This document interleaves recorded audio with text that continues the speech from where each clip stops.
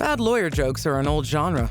But if you're a consumer, finding a client-focused practice is serious. If you're an attorney, understanding today's ethical duty of care is critical.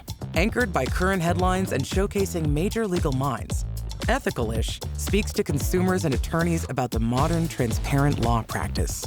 Sponsored by Case Status, powered by LawPods. Hello, everyone, and welcome to Ethical-ish. I'm excited to bring you another episode with some provocative guests. And today I'm joined by Ken Hardison. Ken, hello and welcome. Hope you're doing well. Thank you. It's a pleasure to be here. Honor. Yeah, well, the seats are turned. I think I was on your podcast not too long ago, and we talked a lot about client engagement, client experience. Ethical-ish is about pulling that curtain back on the modern law firm and what makes them ethical or not. I think it's kind of a moving target. We have the ABA model rules that sort of are grounded, but the guidance that we see at the different state bars continues to change as technology changes, as the client changes, et cetera. So we just want to dive into some provocative topics here today on that. But maybe before we do that, give everybody, I'm sure everybody knows who Ken is. I know PILMMA, right? You're a retired practitioner, but you're still bringing your knowledge to many practitioners that are out there. But maybe go back in the history book and give us a little bit of background of where you started your career and developed and how you got to PILMMA. So I got my bar license in 82, so a long time ago. I'm old as dirt. And I've practiced in a real small town in Dunn, North Carolina, less than 8,000 people. And had a pretty good practice, did pretty much general. We had two other partners and was doing okay. I mean, no marketing other than Yellow Page ad and just referrals, networking. In 1992, I started seeing it level off. 93, 94, I saw our cases start going down. I went to court one day. I used to do DWIs too, a lot of those, before I got just into personal injury and disability and workers' comp. The guy walked in with crutches, and I said, "Joe, what happened?" He said, "I got T-boned by a transfer truck." I said, "Well, I do that." And he said, "Yeah, but saw this guy on TV, and I felt like he must really be good if he's on TV." And, of course, I went and tried this case. I won it. I drove back to my law office, sat down with my partners that afternoon and said, we got to change. We got to pivot. We got to adapt. Things are changing. And they said, "No, advertising is unprofessional. We're not doing it."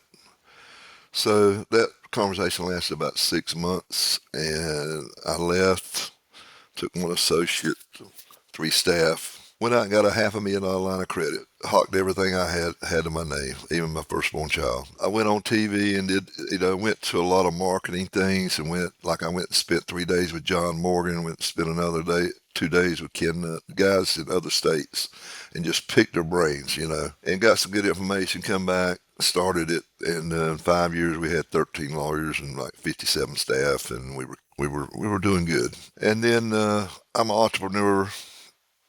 And I got bored, and in 2010 I sold it. Thought I was going to retire. Went to Myrtle Beach from Raleigh. That lasted about 6 months. I started PILMMA, Personal Injury Lawyers Marketing Management Association. And then I got bored again. In 2012, I started a Social Security firm in Myrtle Beach. Built that up pretty big in about 2 years. Sold it. And I really found my niche with PILMMA. We mostly deal with contingency-based lawyers. We have some criminal lawyers in it, but I'd say 90% of our people are either doing PI, workers' comp, VA, or Social Security disability.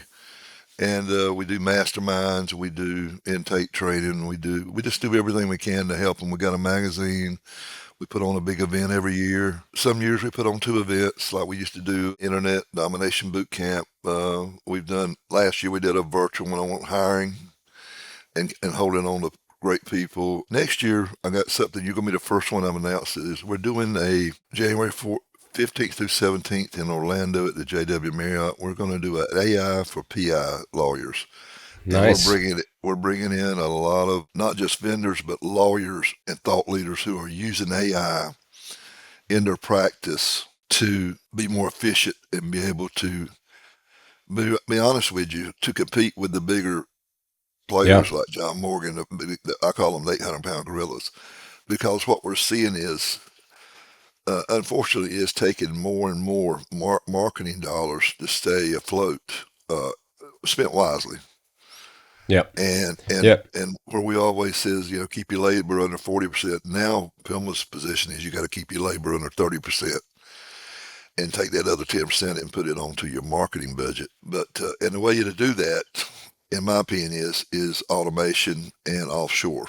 And automation, either automate or AI, having AI agents do certain things, get it to where, like I heard this one lawyer, he bought a firm, had 40 people in it, kept the same amount of cases, downsized it to 7 people by using automation, AI tools and different things. So I think that's where it's going. I mean, that's where it's going. And PILMMA, I like to pride myself, even though I'm old as dirt, as being on the cutting edge of what's next out there. And, I've been really, in the last 3 weeks, I've done nothing but eat, sleep, and breathe AI for PI lawyers. I've been doing a lot of research. I've been reading books. I've been talking to people. And let's dive into that. Yeah. So on the ethical issue, so to bring it back to, to me, it's a great, I mean, you go back in your career of the marketing, right? You were at this, I see some firms that are just stuck in the dirt, your old is dirt. I don't think that's true, but they're stuck in the dirt with change, right? We talk a lot about that internally. And there was a marketing inflection that you were at. I feel like there's a similar one with AI. Of course, there's a lot of news and headlines of AI, and it's scary because we don't know what they're talking about. But when you get down to the utility of it, right? I'm an engineer. I think of everything as an assembly line. You put in raw inputs, you go through different stages, you come out with better outputs. And the truth is, these language models and these agents, if they're correctly deployed at the point of work, you're exactly right. They can take any chunk of work and reduce it by 80. So my first question is, as you do your AI for PI, are you feeling like the resistance to AI is finally sort of coming down in our practitioner, or is there still a little reluctance there? There's still a reluctance, and it's not that they don't know that they probably know, hey, I've got to embrace this, but I don't know how, and I don't know where to start. And that for the last 2 years has been the big deal in Fortune 500 companies. These CEOs of these 500 companies, they want to embrace it, but they don't know where to start. They don't know how to. I read this book, AI-driven leadership, great book. Mm-hmm. It kind of goes in where you start. I wrote another one called AI First. Chat GPT-5 just came out. And some lawyers are really scared. Here's the first thing that they were really scared of. They're scared of breaching ethics rules. Right. Like the 1.6 breach of client confidentiality. And they kept talking about HIPAA, but HIPAA does not worry me because that would apply to insurance companies and maybe defense firms. But what worries me is that you put this stuff into ChatGPT or Claude or whatever, or Grok, you better be sure that there's a button on there that you can close it down where it can't go out into the Wild West and it just be there, it's proprietary. And I think that the lawyers have got to be assured that that's true. I think some of them still don't believe it. But the deal, if it's not, there's going to be some big ass lawsuits, aren't they, against ChatGPT if they say this does it. I think that's it. I think there was a big case up in New York where a lawyer had just did a brief, didn't friggin' check it, and got sanctioned for having cases that ChatGPT hallucinated with sites that look real. And that's the other deal. So you got to be careful about that because, I mean, that's not only that's malpractice, not just ethics. Well, I think that case, though, the thing I guess about that case that bothers me, it gets the headlines, it's always referenced, but we never take a step back to sort of what was the input data. I always say garbage in, garbage out. And when you think about ChatGPT as just a general model, it's just digesting the internet, New York Times articles, and so it's prime for hallucination. Whereas some of the things really, like what we're doing at Case Status, when we talk about deploying intelligent models, we're using the law firm's data, specific data, and ring-fenced, to your point, of confidentiality, keeping it. But then we get that data working for the firm. So to me, when I look at the other AI that's being deployed in our space, and I'm sure the stuff that you guys are going to be talking about in January, it's security first, but then second, it's like, how good is the data you're bringing in? And then how good are the models that you're running against it? I think those things, I wish that is where we would judge that user up in New York and say, well, his biggest problem was he was using a generic tool for a very specific thing. And that's a bad behavior. Yeah, I mean, and there's been Reuters and Westlaw, all of them have come out with some very advanced stuff in the last 6 months. And that's the thing about this. I was reading something in the Wall Street Journal this week, and it said that this is bigger and much, much faster than the Industrial Revolution. And Absolutely. What's going to happen in the next 12 months. I mean, we had August of 23, we put on a AI conference. We had about 100 lawyers show up in Charlotte. And I knew it was in its infancy, but man, it's gone so far since we had that one. And one reason I hadn't done one before is because I was trying to I know it's always going to keep growing, but I wanted to kind of get a little bit further, a little bit more dust settled. Chat GPT just came out, which is twice as good as Chat B4, less hallucinations. Claude come out with a new version last week too. So all this stuff, but I still think the deal is, the bottom line is, you should not ever put your signature on anything that you have not looked at and read and fact checked. I think you need to think like a reporter. You got to fact check before you go throw something out on air, or don't you could get in big trouble. And the big deal about some states now, in some judicial districts, they require you to disclose whether or not this was partially AI generated. And think about this: if don't happen as much for PI lawyers, but what if you're a billing lawyer and you bill by the hour, and AI does something that would take you 10 hours? Yeah. And it takes AI 10 minutes. Do you charge 10 minutes or do you charge 10? I think that's going to be a quandary. I thank God that I'm not we don't deal with that with PI because everything's contingency, but think about that. That's a big deal. Yeah. So Ken, after we think about the speed, I mean, I think too about, I don't think it's the Arizona law, maybe the Puerto Rico law, maybe DC, where private money can come in. I know that there are a few other states that have those statutes to say that, law firms don't necessarily have to be owned by legal entities. Do you see any crossroads where if private money comes in, I mean, think about contingency, right? We're kind of sitting in complacency but what if big money comes in and says, I'm going to flat fee the cost to run your PI case. I'm going to get you the biggest settlement, but I'm not going to take a percentage of that. Do you think that AI will entice other entities to come into our space, invest that big money, and potentially even disrupt? You talk about the hourly billable rate, but I think about the contingency and the flat fee. That is prime for disruption if these rules change. It's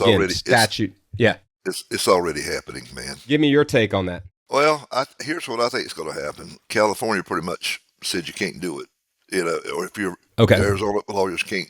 And I think the state bars are going to react to this, and maybe not Arizona, maybe not Puerto Rico, but I think the lawyers, the PI lawyers, if you're not doing it, you need to be going to your legislature or your state bar and look at what California did. They pretty much said, no, you can't come into our state market, if you're not completely owned by lawyers. And I thought that was pretty ironic, because California is usually very liberal and willing to let everybody do everything.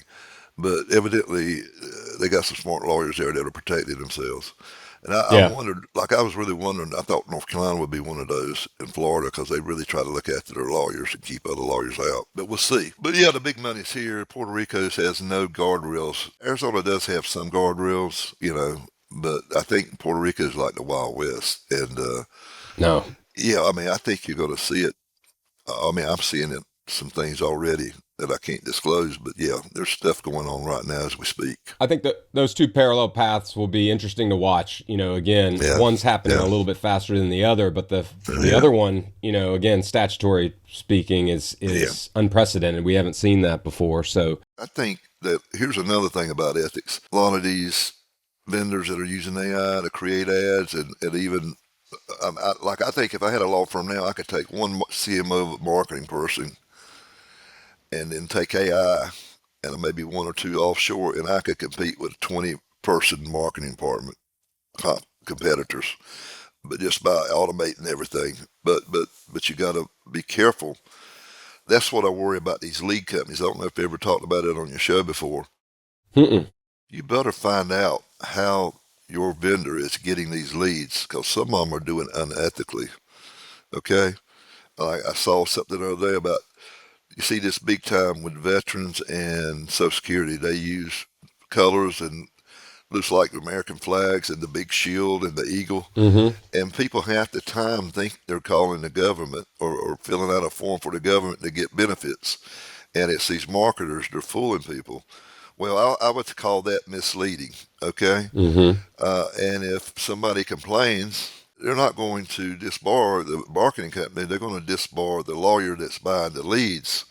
So I think that's another place that lawyers better be careful and actually ask to see what they're using. If they won't let you see what they're doing, I'd be scared to buy a lead from a company that I could not verify what the hell how they're getting the cases. And sometimes they make outlandish promises on these ads. No, that's interesting. I mean, we have gone down the path of fake reviews.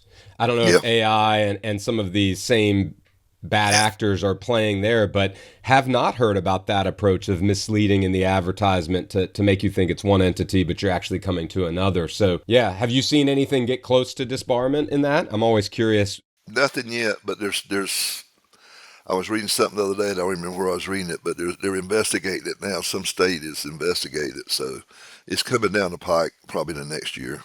We'll get some Yeah. opinion. Yeah, I think it's coming for sure. I really do. All that said, getting to know you in a few of our, where we've crossed paths, like NCAJ and your 7 strategies for, a successful business. Clearly, you have done that multiple times, and at PILMMA, you're continuing to bring the goodness to the marketplace. Is there anything, do your rules? And I don't know if you want to share a little bit of your rules, but I kind of go through them. Just being proactive, setting expectations correctly. I love your bonus rule about think about what you're going to say. Would you say it to your grandma? Yeah. Just some really good insights. I mean, is any of that changing? Are those foundations continuing to be strong as we go through this AI era and enter in a whole new world? That's creating relationships is never going to be taken over by a machine. Okay, in my opinion. I mean, Yeah. and really, like the whole referral business, in my opinion, is relationships, building relationships, staying in front of the people. They feel like you're your friend, and they're going to, who are you going to send cases to? Somebody I know, like, and trust, and Mm-hmm. if my friend. So yeah, I don't think it, and I could be wrong. Listen, but that part of it, I don't. I do think this. I think you're going to see next 12 months AI agents, and AI agents are different than just AI. They can Mm-hmm. actually do tasks, think by themselves. It's got to be rote tasks, but I could see AI. I mean, there's some firms. Sorry about that. There's That might some be an firm. AI agent calling you right now. It had Yeah, had yeah, some Matrix sounds to it. I love it. yeah. So it's spam. So yeah, I mean, I think stuff out there right now where it's not quite. It's like 90% there, or where AI agents are doing the whole Oh yeah. intake and follow up sequence. I mean, it might be there now, but the last month it was not quite there. But it could be there today. I don't know, because it's this stuff. It's like I said. It's like this stuff. Keeping up with it's trying to paint a damn moving train. It's hard to Yeah. do, right? So Well, I think the humanity is a key part of it. I find that very interesting.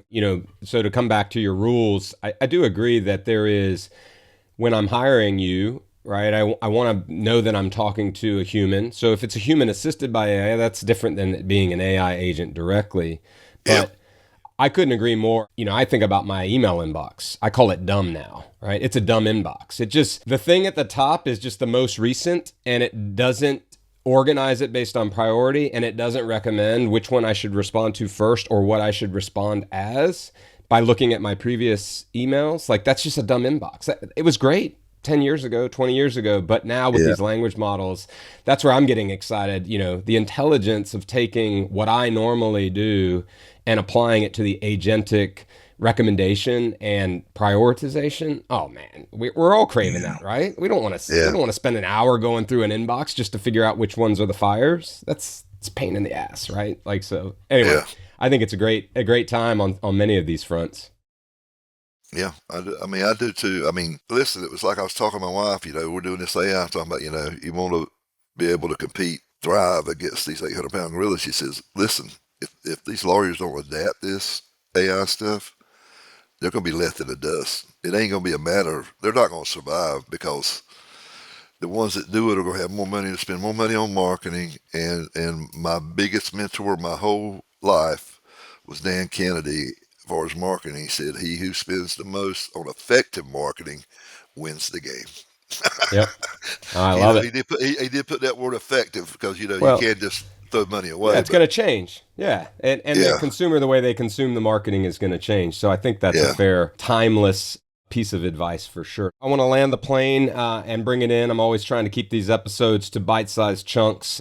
Smart. But I know you're going to join us at the CX Summit in September in Charleston. A lot of these ideas we're going to talk about. I know you're going to be a panelist and sharing a lot of these same ideas. I don't know if you want to give 30 seconds of a shout out of why you think folks should maybe attend that conference at the end of September and come see us on some of these topics. Yeah. Yeah, well, I think the main reason is I think what case status does is it solves the number one bar complaint in the nation, is that our lawyer's not keeping me informed. He don't call me back. He don't keep me apprised of what's going on in the case. I think it's more important than that. I mean, I think when you've got a client-centric, focused law firm, you're going to get some really great referrals if you do it right. I mean, you heard my speech, wherever it was, NCAJ, yep. Yeah, so I was spending $2 million a year back in 2000. Crazy money. And it's still 42 to 48% of my cases were coming from past clients, not lawyers, not doctors, past clients. So I was real big, but if we were having to do it the hard way, you guys make it easy. But you can take what you got as the base and then add to it, with the in-person stuff. But I think what I found was those clients that are referred to you by your old clients are your better cases, and they're easier to satisfy. You know what I'm saying? I don't know. I like those cases. They usually they're bigger, better, clients are better, and we know me, I will fire a client, right? if they curse, I fire clients if they curse it. They get a choice. They either call my staff up and apologize, or either they come get their file. Yeah. And I love that story. Yeah, go ahead. No, I just said I had a couple come get their file. Yeah. Yeah. But I don't want to allow any of my staff to curse at, anybody. And I'm not going to let them be subjected to it either. Yeah. And I think they appreciate that. I think it comes back to, it's a relationship. It's a human-to-human relationship. We need to use technology to make it more human, to make it more scalable for the legal team, right? Because it's chaos otherwise. And so I think it's an exciting time. So we're excited to have you, Ken, on the discussion, on the panels, and it's going to be practitioner led. That's what I'm most excited about. I always learn so much when I sit down with you guys and gals, and we're going to have you guys presenting. We're going to have you guys questioning the panels and giving feedback. And so these are all firms who live and breathe basically your 7-8 strategies, Ken, day in, day out, and they're using technology to make good on it. So I think it's going to be a great event, and we'll talk a little bit about AI and ethics in the future, and build into some of the things you're going to talk about in January. So super excited to continue that conversation. All right, Paul. Well, with that said, I loved having you. And Dunn, one of these days I have to get up there, and those of you that don't know, Dunn is right off of 95, right? Some of the best barbecue area, Eastern North Carolina barbecue, the best ever, right? Vinegar based. Exit 72 on 72. There you go. Find Ken on the road. Find him in Key West. Find him in North Carolina. He's all over the place. Ken, we appreciate you taking a moment from your travels to talk with us. We really appreciate it. I appreciate you. Y'all take care. Yep. Thanks so much for listening to Ethical-ish. If you like what you hear, go ahead and subscribe, whatever platform you're listening to us on. But we look forward to bringing you other provocative and exciting guests like Ken on our next episode. So check us out, and we'll see you next time. Thanks so much. Lawyers and legal consumers, you are our audience and our biggest strength. If you find Ethical-ish a good investment of your time, please spread the word. Until next time. Sponsored by Case Status, powered by Law Pods.